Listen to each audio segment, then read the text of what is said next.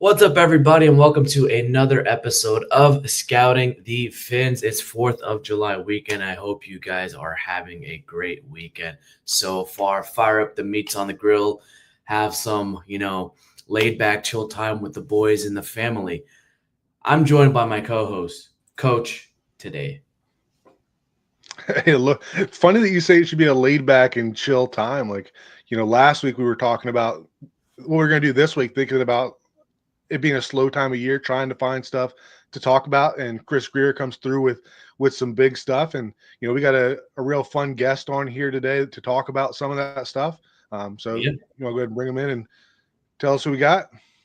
Yeah, we're joined by Ty Dunne of GoLongTD.com. Ty has been on the podcast before, and he's written extensively about the Dolphins' evolving mindset. He's done some star player profiles, locker room dynamics of the Miami Dolphins as well. Ty, welcome back to the show. Great to be here, fellas. Thanks so much for having me. And I feel like every time we catch up, man, we're talking about a player I wrote about, and then that player ends up like going to another team or his Dolphins career ends. So I hope things go well for the Dolphins after this conversation. I promise I'm not the kiss of death. I feel like the actual real kiss of death and the real jinx is actually Brett Coleman, not you. All right. Coleman has some stuff where it's just the complete opposite of what happens. You're not there. You're not at that level just yet. All right. That's good. That's good to know. But no, it's always great hearing from you. And I appreciate you subscribing, reading. It's the pleasure's all here. Yeah. You back when you were at Bleacher Report back in 2020, the whole Minkah Fitzpatrick drama and Brian Flores. I mean, Coach and I were kind of floored that the Dolphins traded Jalen Ramsey and they got back Minkah Fitzpatrick in that trade. And then we come to find out, oh yeah, John was going as well. So then initially, right after all that, it made sense.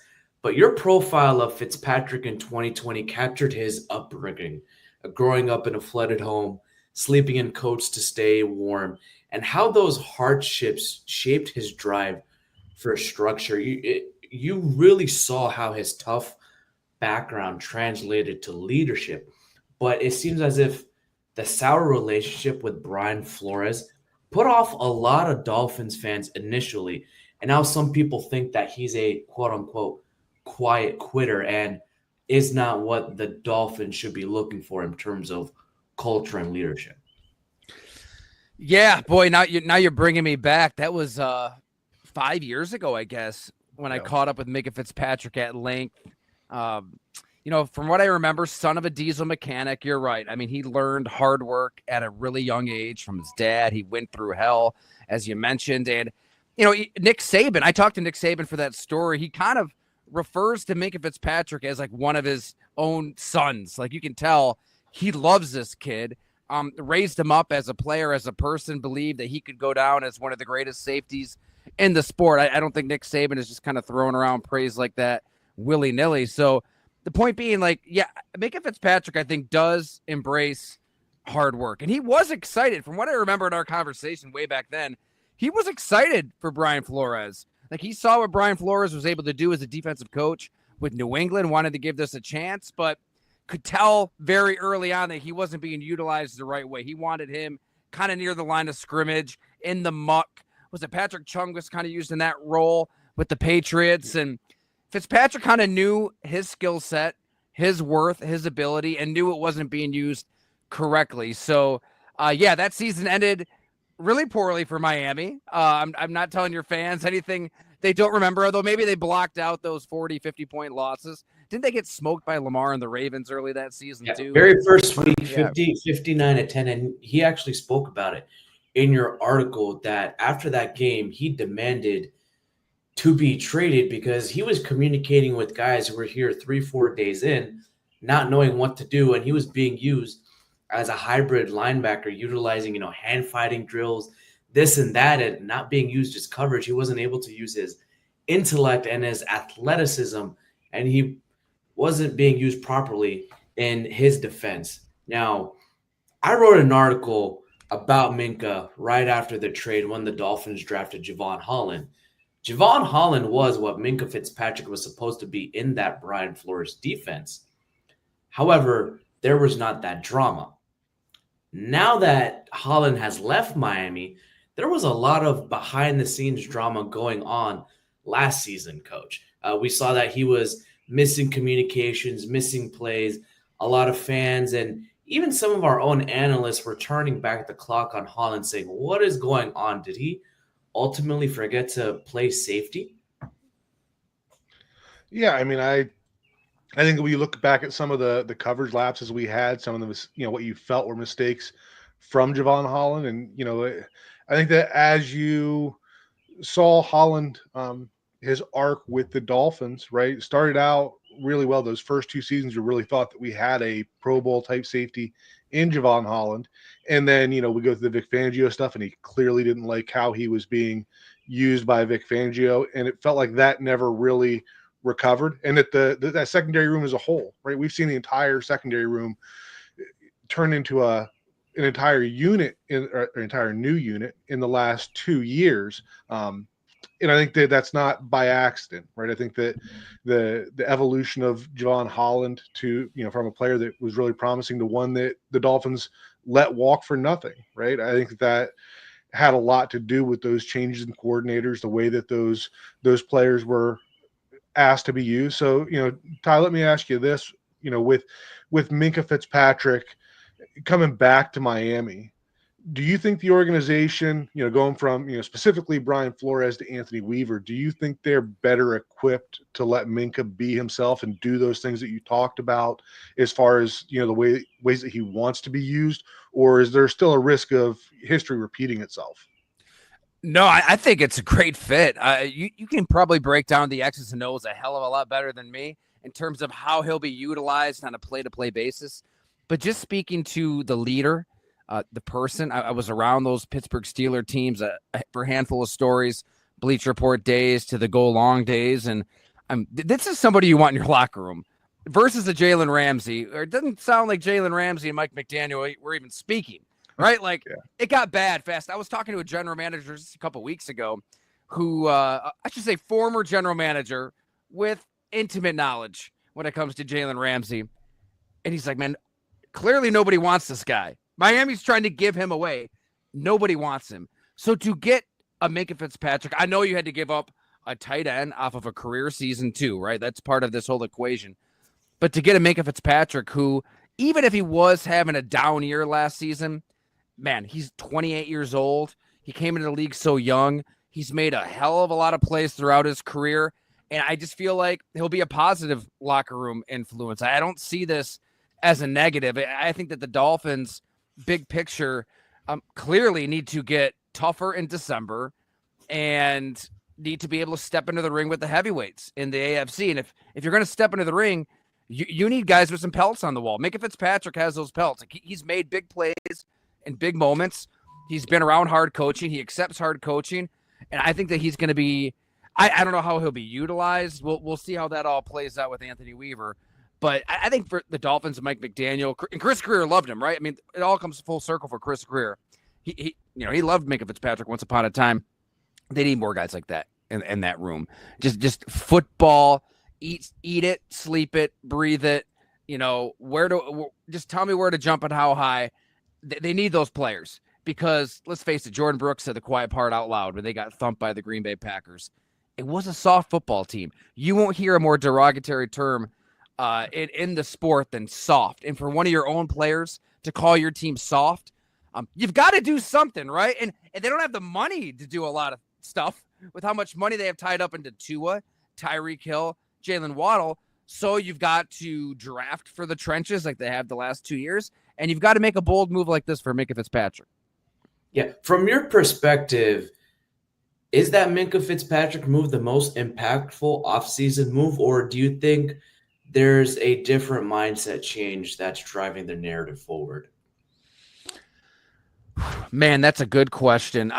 Because I can't put Minkah Fitzpatrick up the pedestal as franchise savior because he wasn't himself in 2024. He was a lot better in 22 and 23. I do think a lot of that had to do with Pittsburgh's defense. They just completely fell apart by the end of the season. But yeah, I think to me, it's more gradual. It's not necessarily one player that's drafted, one player that they traded for, one player that they signed. They've only been drafting offensive and defensive linemen in the first 2 rounds the last 2 years. And it's not an accident. I think they knew that they have to be able to toggle between play styles. That's kind of what the Buffalo Bills did here in Western New York. I mean, I'm thinking back to when they lost to the Cincinnati Bengals in the, was it 2022 divisional playoff round, right? The Bills were dying for one of these home playoff games. They get it at home against the Bengals. And what happened? They looked like a dome football team. Isaiah McKenzie, we did a show together at my site for a while. He kind of said the quiet part out loud himself. He said, look, our team was kind of built for a dome. And if we got the Bengals inside of a dome, we would have blew them out of the water. A longtime defensive starter on that Bills team. He's like, look, we weren't built for the snow and the blizzardy conditions of Western New York, which is crazy. You would think the Bills would do everything in their power to cultivate a roster that just begs for that environment. And then after that game, Brandon Beane specifically realized, okay, we got to get back to the trenches. We have to value resources on the offensive and defensive lines and try to get a running game going. Sean McDermott fed into that as well. He wanted more balance. And look, they're still... No.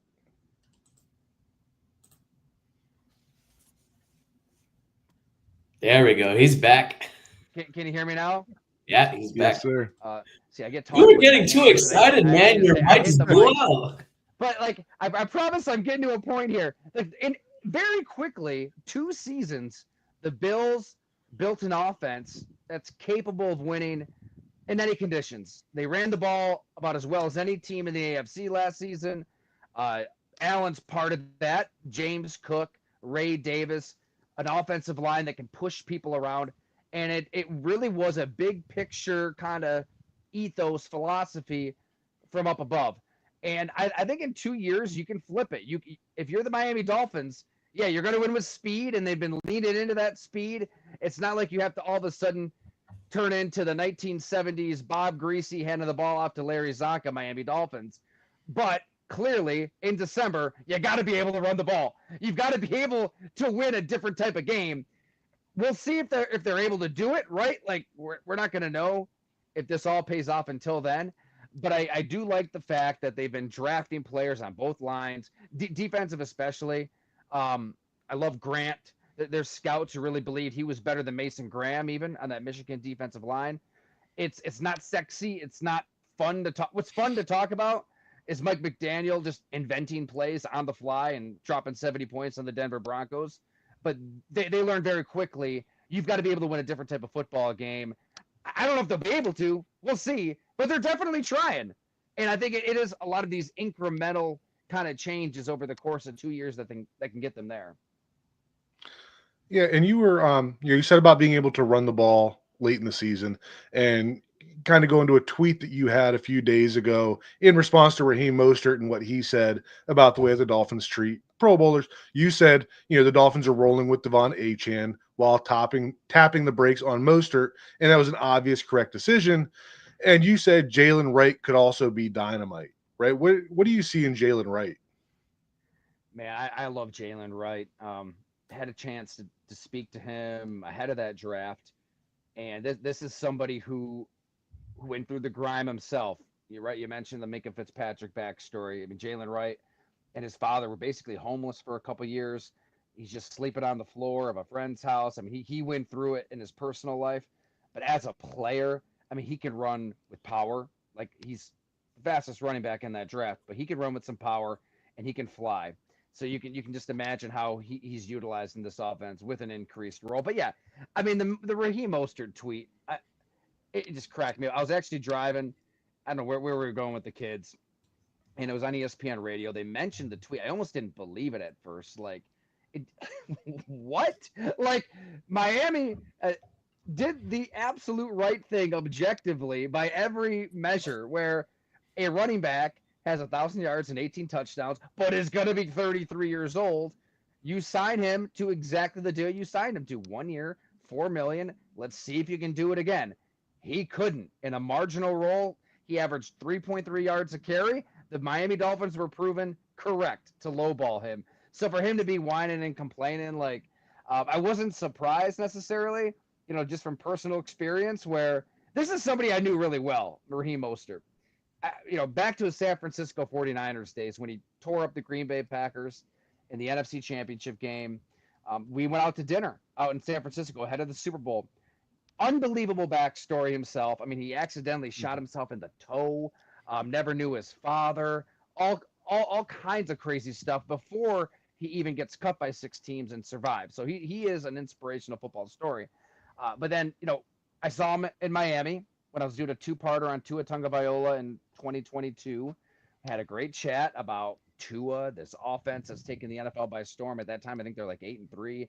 They're getting ready to play San Francisco, and he just was honest and said, "Yeah, I asked him about this offense versus the San Francisco one. He said, way more talent here. We've got a quarterback who can actually sling it." What happened? As you guys may remember, 49er fans lost their minds. They went after Raheem Mostert. And this always breaks my heart, guys, when a player is honest in an interview, on a tape recorder, by the way, and they feel the need to backtrack and say they were taken out of context and say, oh, he left out the part about me praising Jimmy Garoppolo. That never happened. He never praised Jimmy Garoppolo once. So he blasts me on Twitter. He goes on San Francisco radio and is doing damage control. And I didn't say a word. I didn't want to declare war then. And the Dolphins have been so good to me. I just told, their PR staff, look, here's what he said.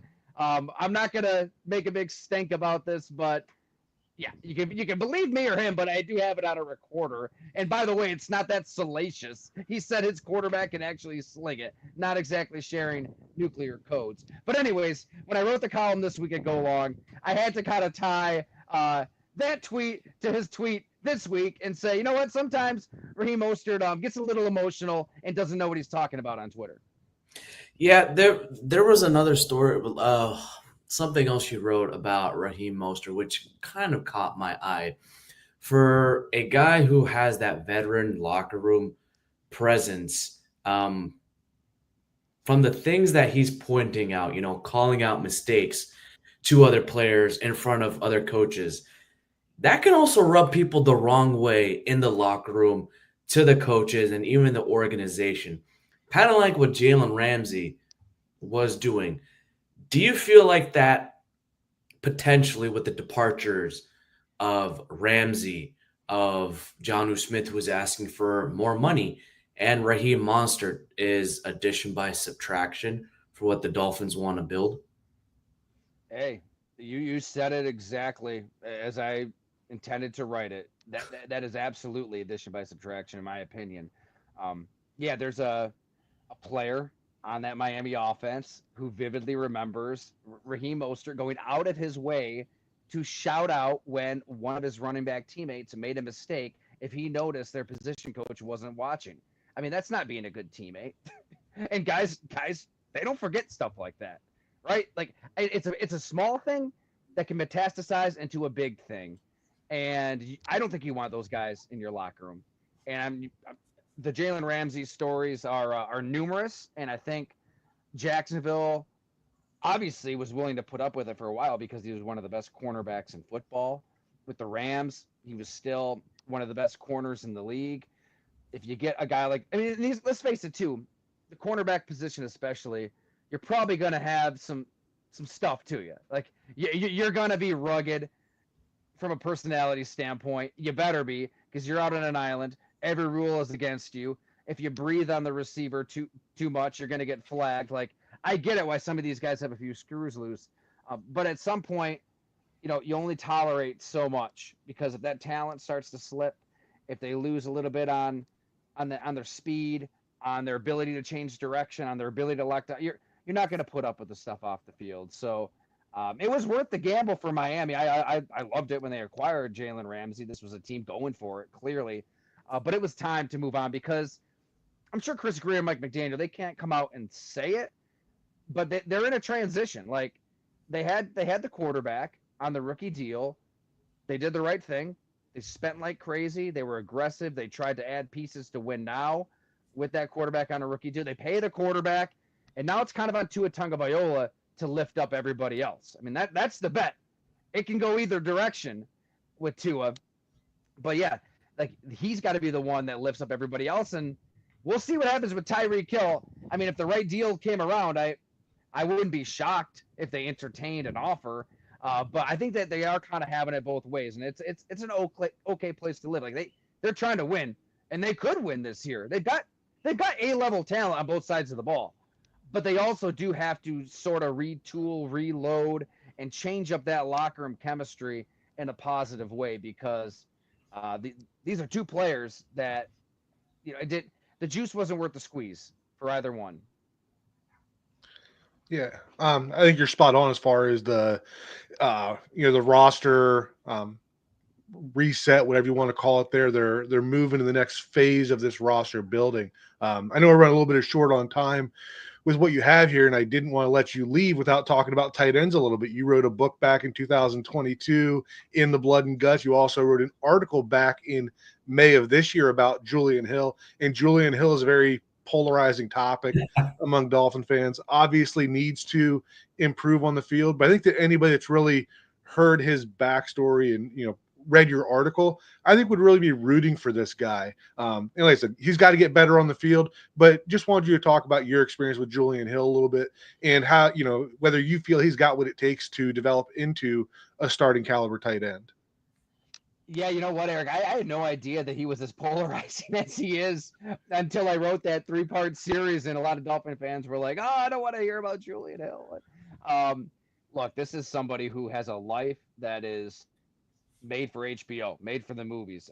My jaw was dropping several times over when we sat down to really dig into his past. I mean, he is quite literally out to save lives. He wants to save the lives of kids today down in South Florida who in so many ways are living the life he did in Fayetteville, North Carolina when he grew up. People can check out the series. It's at golongtd.com with Julian Hill.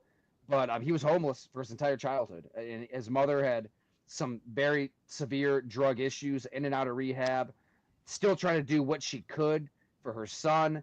Hustling, home to home to home, just a friend of a friend, somebody who would let them sleep on a floor here, sleep on a floor there, literally sleeping with the cockroaches. One of their trailers they're at one point was just shot up. Everybody survived, thank God. Another story where somebody just went up to the family's vehicle and just took a bat to it, just absolutely knocking out all the windows. And tomorrow was not promised, and that wasn't even the worst of it. It was hard to listen to. I'm sure it'll be hard for people to read, but he saw some domestic violence up close. I mean, his mother was just brutalized in some pretty awful ways. Different friends, different boyfriends, different people they were living with. Gets out of that situation. He's basically saved by Paul and Shannon Schaefer there in Fayetteville, lives with them, gets his life back on track. But yeah, you fast forward today, and we spent some time at his house, the foundation down there in Miami, a children's home, and they're basically taking in kids who have been trafficked in Florida, throughout the country. Some unbelievably sad stories that they shared. So I think Julian, at the end of last season, you kind of referenced it. He went through his ups and downs as a player. Once he kind of connected with these kids at his house and was able to see what they've been through, kind of relate in a way that every guest speaker, every adult that comes through that talk to these kids cannot relate to these kids. He was able to, and he's developed some real friendships. Once he kind of did that, I think his life in general has kind of been turning around since then. He's kind of getting back in touch with his purpose in life in general. He wants to save lives. He's doing it day to day. He's building real relationships with a lot of these kids who have nobody, right? No mom, no dad, no savior of any kind. Many, like I said, many of them trafficked, have seen some things you don't even want to say out loud. I think that's really helped him in a huge way. And it can only help you as a football player, right? Football's trivial when we're talking about this all, but I think he is in a really good place to contribute. I know it's his goal to be the best blocking tight end in football. Like, not many tight ends have that as a goal. Like, catching the ball would be gravy in this offense. They got a lot of other guys who can catch the ball. He wants to be in the trenches and shove people around. That's what the Miami Dolphins could use in November, December. Yeah, I read that 3-part series, and that was very heavy on the heart, very heavy on the shoulders. And I learned to give him some grace for some, on the field mistakes that he would make. And, Chris Greer and Mike McDaniel talked about that. Some of the on field mistakes that he made, they're correctable. And his mistakes on the field weren't even the worst of it.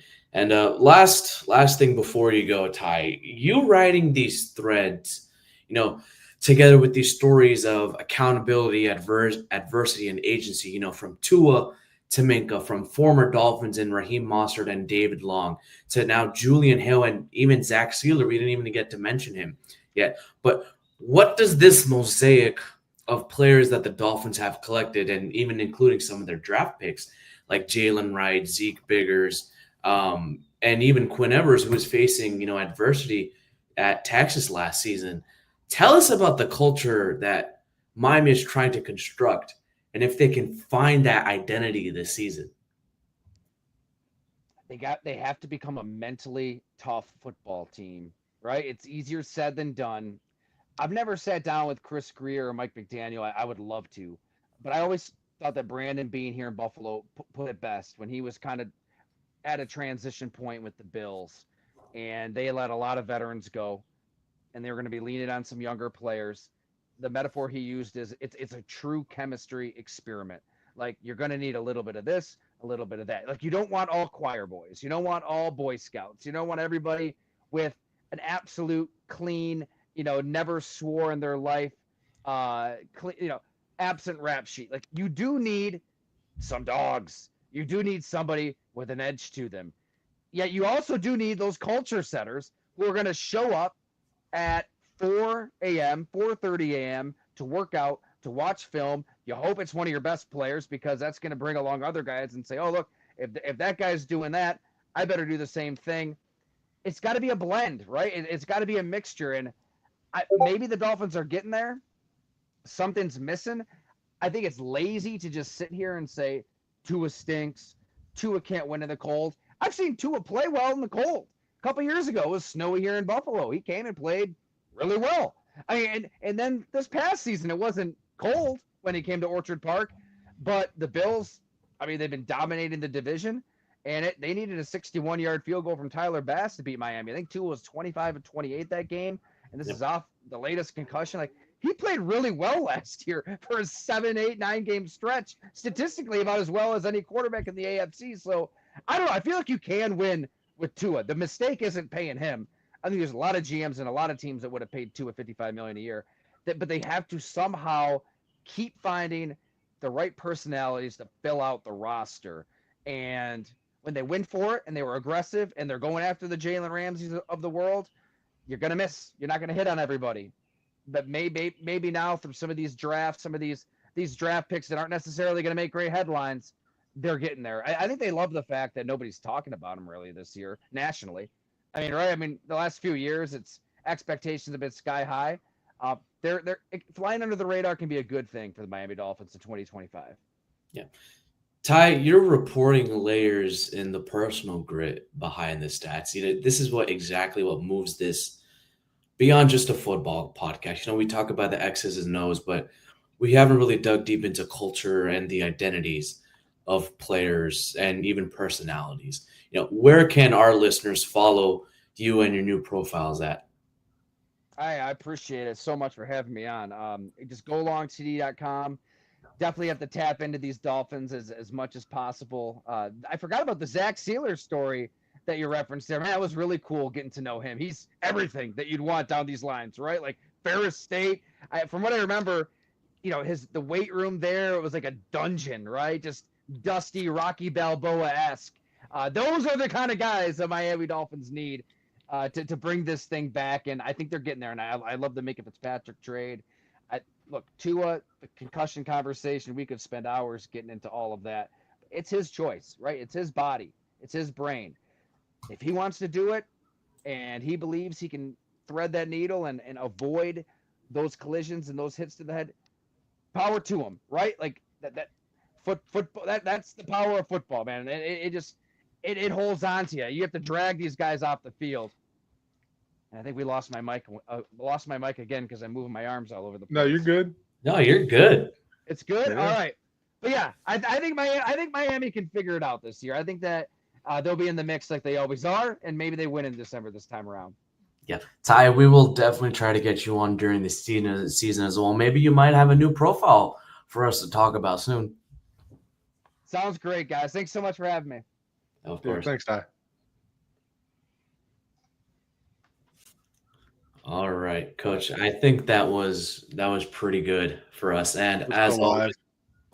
always, yeah.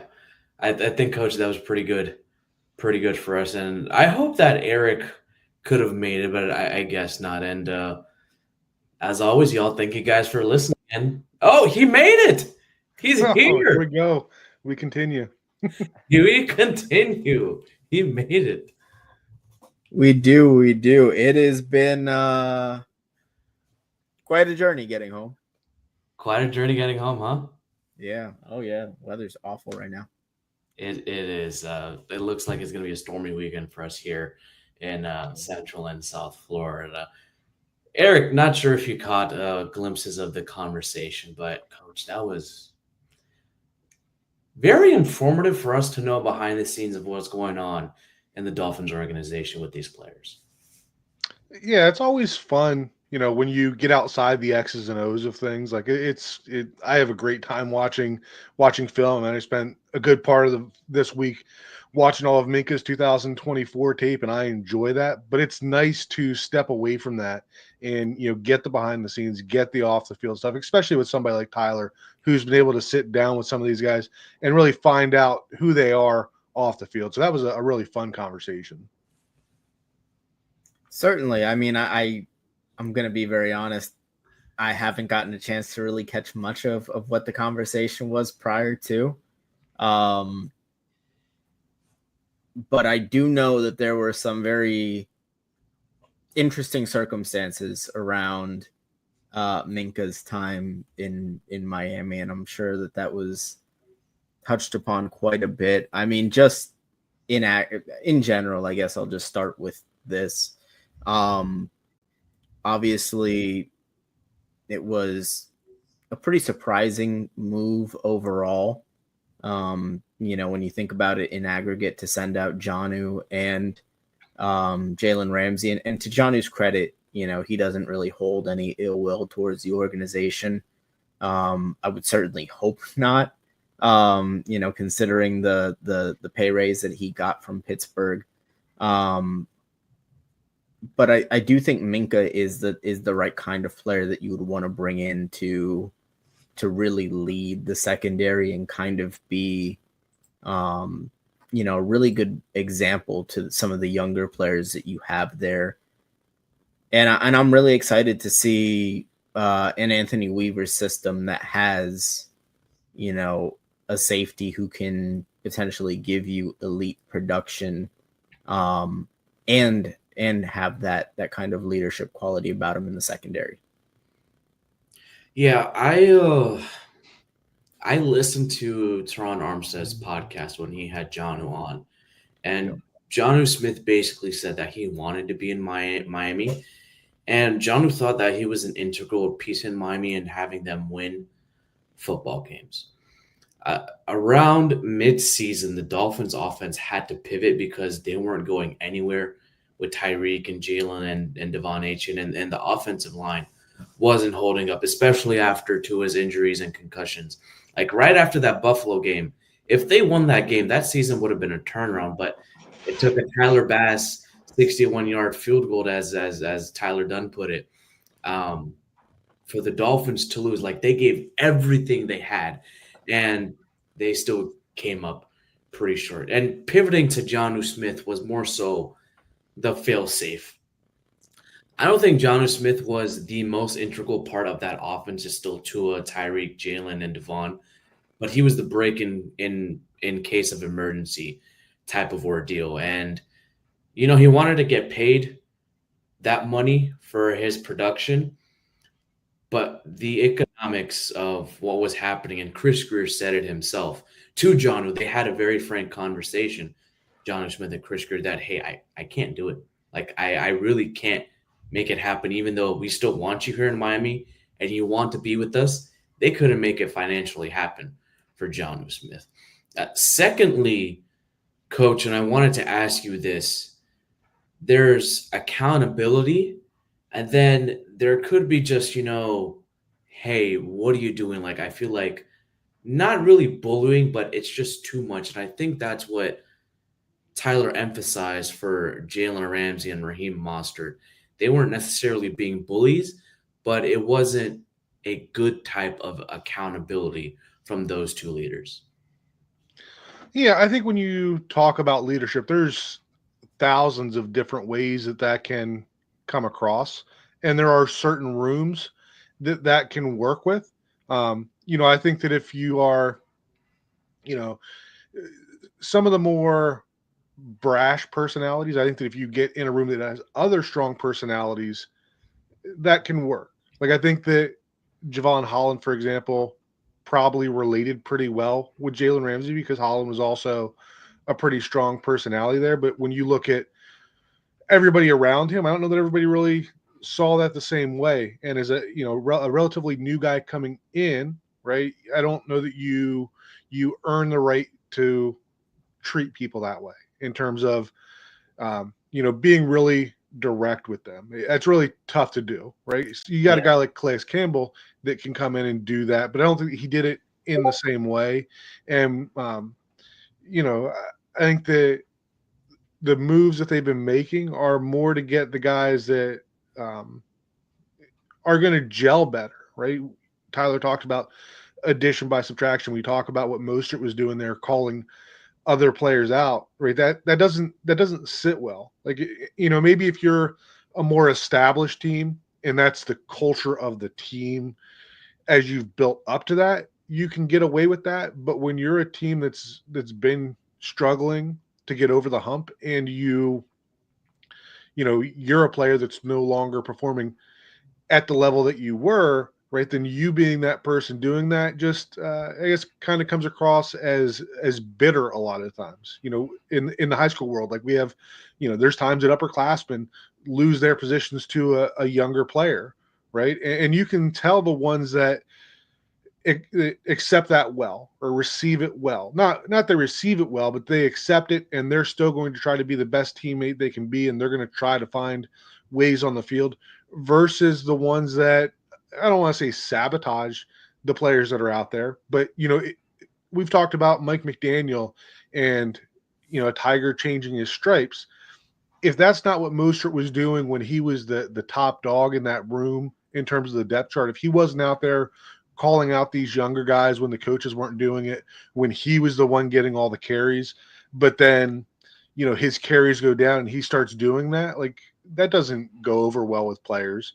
And as far as Jonnu, like I don't have anything bad to say about Jonnu, but I do think that the way that I listened to that podcast with Tehran as well, and he said multiple times that it wasn't about the money. He talked about when he left New England wasn't about the money. He talked about when he came to Miami that he could have gone somewhere else and got more money.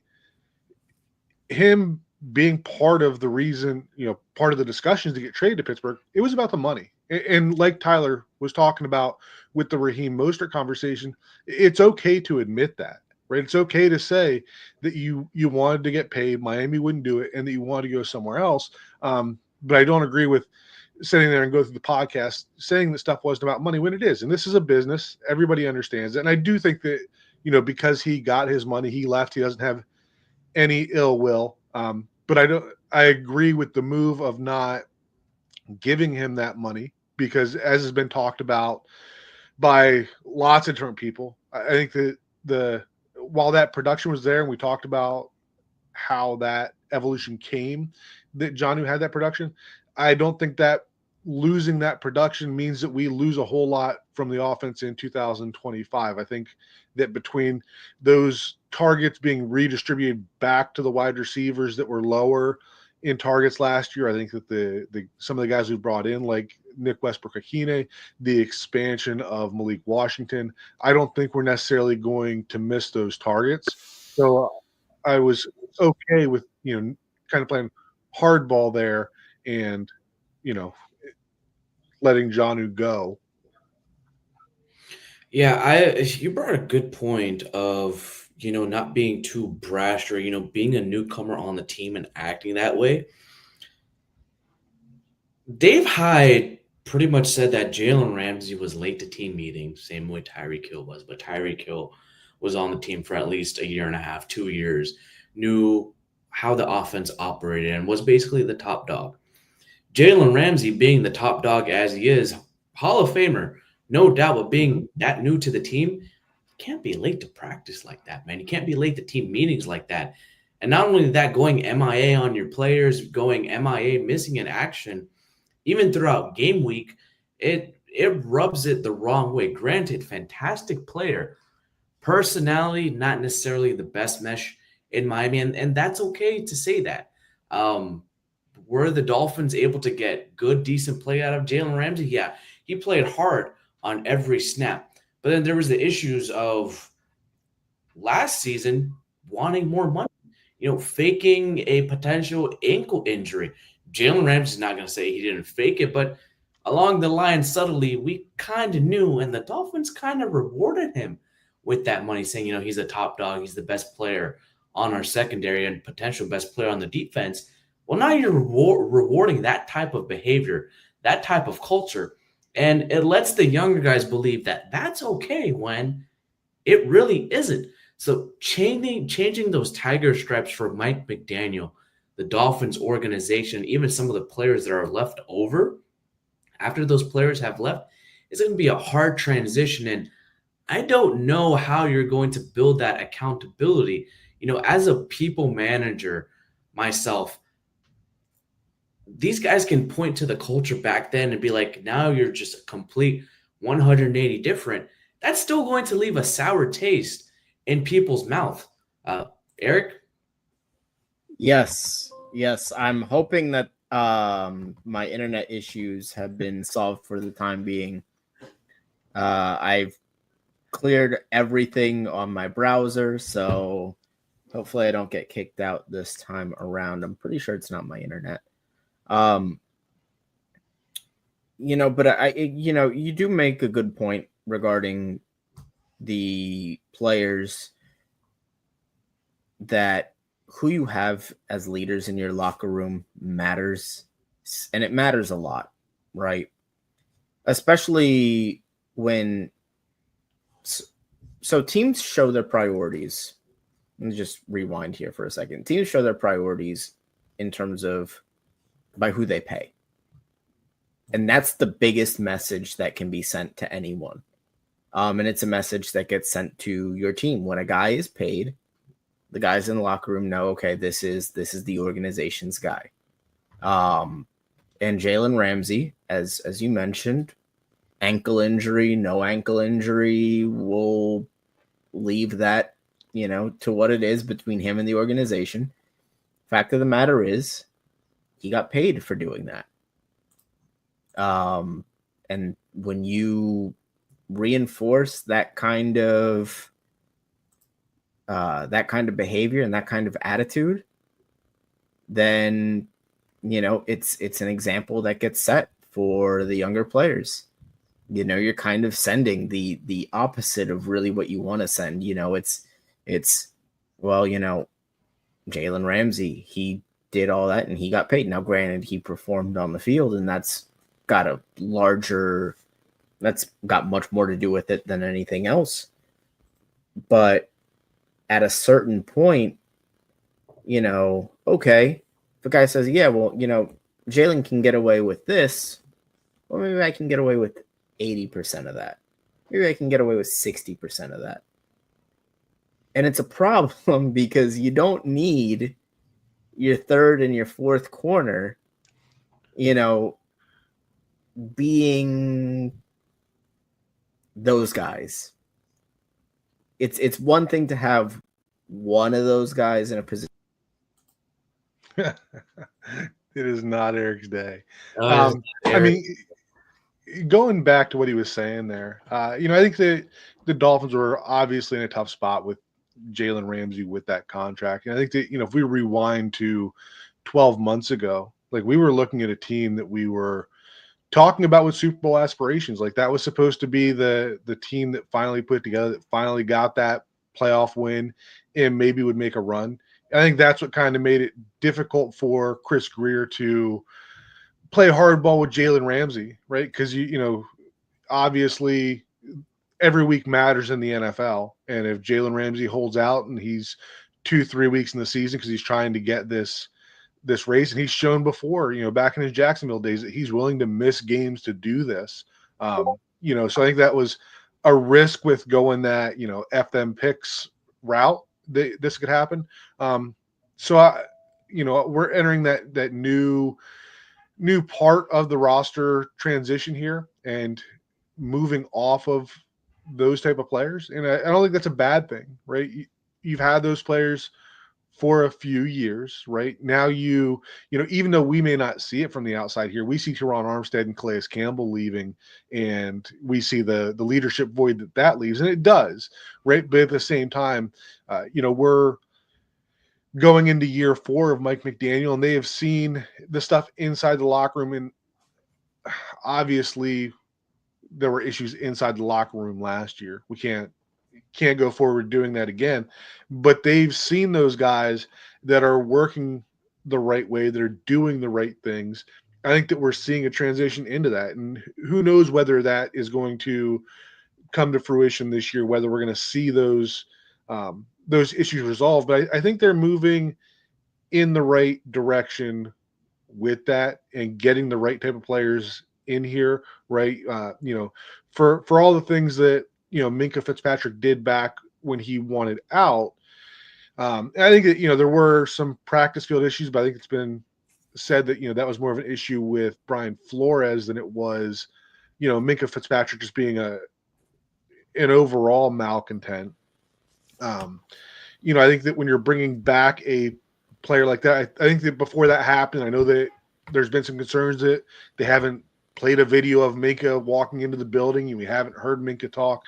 I've got zero concerns with that, because especially with this being a player that Miami sent away because of him not being content with the team, I don't think there's any way that they make this trade without Chris Greer, Mike McDaniel, Anthony Weaver talking to Minkah, talking about how they intend to use him and getting his buy-in that he wants to come back.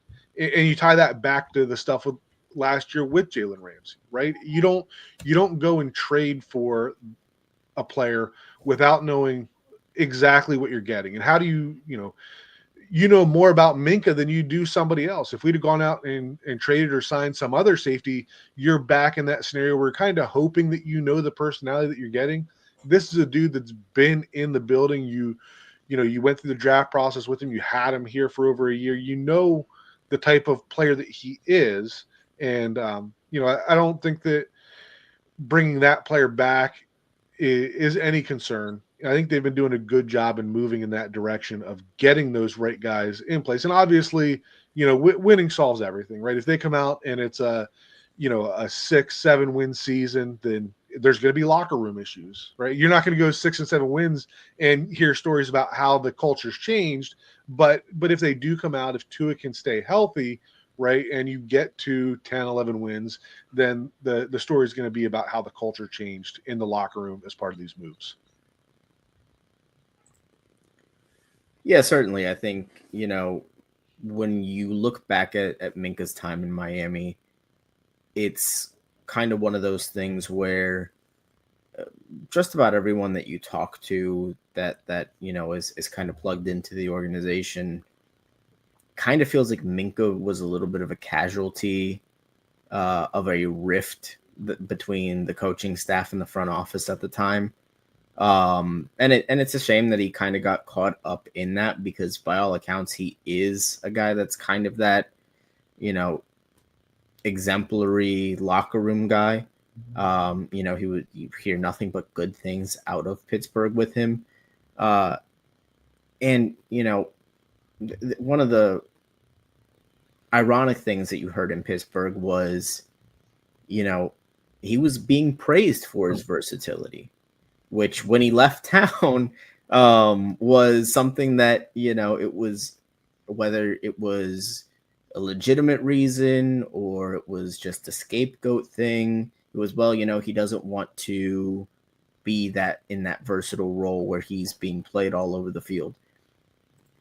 I don't know if I'm sure he has a preference on how he's used within the system, but and this is something that I think a guy like Mike Tomlin and I think a guy like Anthony Weaver kind of understands. You get more out of a guy when you just kind of know how to talk to people. That goes a long way towards, hey, listen, we know you really want to do this, but we think it would be extremely helpful to the defense if we were able to use you in a variety of different ways depending on the circumstances. Rather than just coming in, yeah, this is the way it's going to be. You don't like it, too bad. Because it's just like in any job. Nobody wants to be talked to like that in any position. And so I think it's going to be completely fine bringing him in. However, Anthony Weaver chooses to use him, I think for, to Minkah's, satisfaction, I think he's going to be used more in the way that he prefers to be used, kind of as a deeper safety. But I don't think as far as, any kind of attitude issue or doesn't want to return to the organization. Like, I have no worries about that whatsoever, that he's, sour about returning to the organization. Yeah. I think we're going to see what happens throughout this entire training camp portion once the Dolphins do go back to live ball activity starting towards the end of July. It's going to be interesting to see what happens throughout this training camp process and preseason, some of the news and rumors, and once the press conferences start happening from the media, when we start pressing the players, general manager Chris Greer, and even the coaches Mike McDaniel, Frank Smith, and others. Folks, go ahead and enjoy your July 4th weekend. Stick with us here on Scouting the Fins, part of the 3 Yards Per Carry podcast, also part of the 5 Reasons Sports Network. As always, y'all, go Fins.